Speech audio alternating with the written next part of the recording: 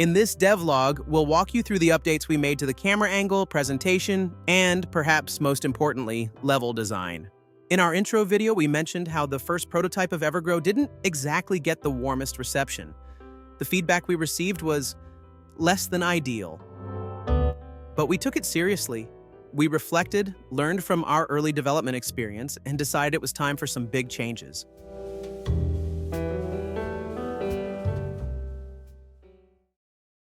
This is how the game used to look: an isometric view paired with a static orthographic camera. Frames would only change when the character left the current camera's view. It was a stylistic choice. Our goal was to evoke a sense of wonder with each frame, making each camera shot appear like a unique painting.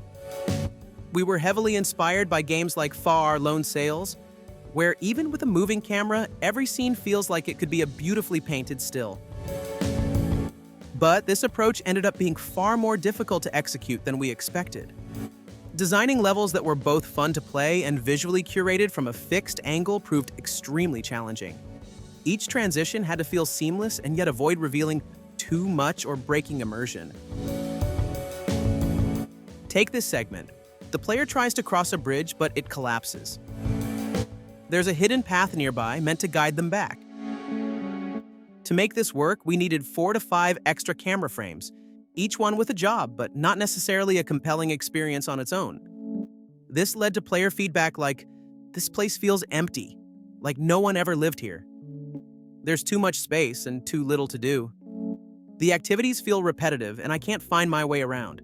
And they were right. Our modular approach had unintentionally made the environments blend into one another. Even spaces meant to be distinct, like this indoor garden or a library, felt dull and unmemorable when seen from that camera angle and distance. So we decided it was time to scale down, not just in size, but in complexity. We tested a new camera setup closer to the ground, facing one direction only. This instantly simplified our design constraints. Levels now progress from left to right, with optional vertical or depth exploration. For this, we drew inspiration from games like Inside and Little Nightmares. We repurposed a flat strip of one of our old levels as a test. Could the gameplay still work? Did it feel better?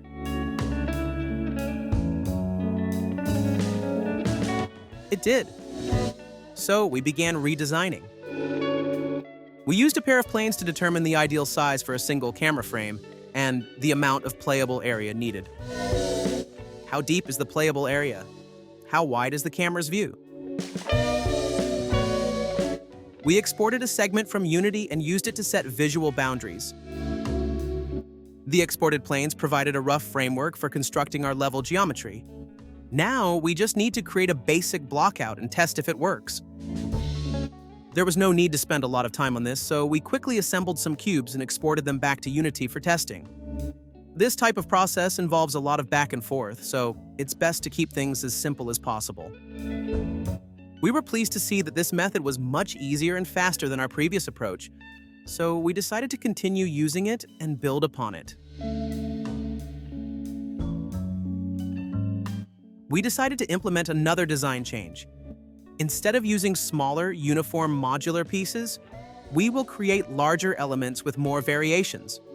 Our approach is to model complete wall sections first, and then break them down into modular segments later. This way, we aim to give each level its own unique flair and avoid repetitiveness. To enhance productivity and performance, we use trim sheets to texture most of the larger elements.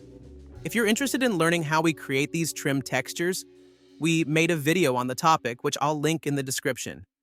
This entire wall was textured using just 2 textures, which not only speeds up our production rate, but also helps optimize texture memory usage.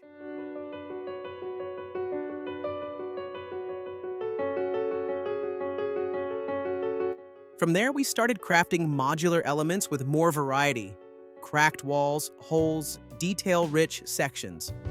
We built a single camera frame in Blender and imported it into Unity. The result? Instantly promising. It brought variety, a stronger visual identity, and reduced the on-screen space we needed to fill. That made set dressing easier and allowed us to tell better visual stories. Spaces now felt like someone had actually lived in them. After a few days of iteration, we had several locations ready to show. Here's a brief overview of this specific level segment and how it turned out.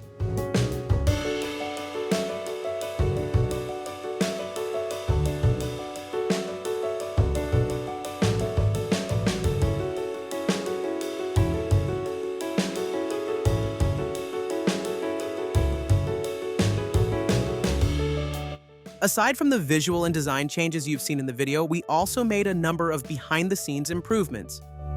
First, we upgraded Unity from version 2021 to 6.1. This gave us around a 30% performance boost and unlocked a bunch of helpful new features. The transition went mostly smoothly, though we did have to tweak a few things, like reworking how we generate the nav mesh. We added screen space ambient occlusion and reworked our height fog to better suit the new perspective camera. Since this new angle added a lot more depth to the scene, we also introduced distance fog to help blend the far background. Our camera system got a big upgrade too. Each camera frame now comes with override options, letting us individually control the angle and field of view. We also added separate post-processing volumes for each frame, giving us full control over the atmosphere and mood scene by scene. The character controller also saw improvements: better movement prediction, screen space, input fixes, and a more responsive feel overall. And finally, we gave our animation controller an IK upgrade. Our character now leans into movement and has more realistic foot placement. So that's it for this devlog. We're continuing development with a focus on finishing the tutorial zone at this new level of quality. After that, we'll hand it over to testers and see if these changes really paid off.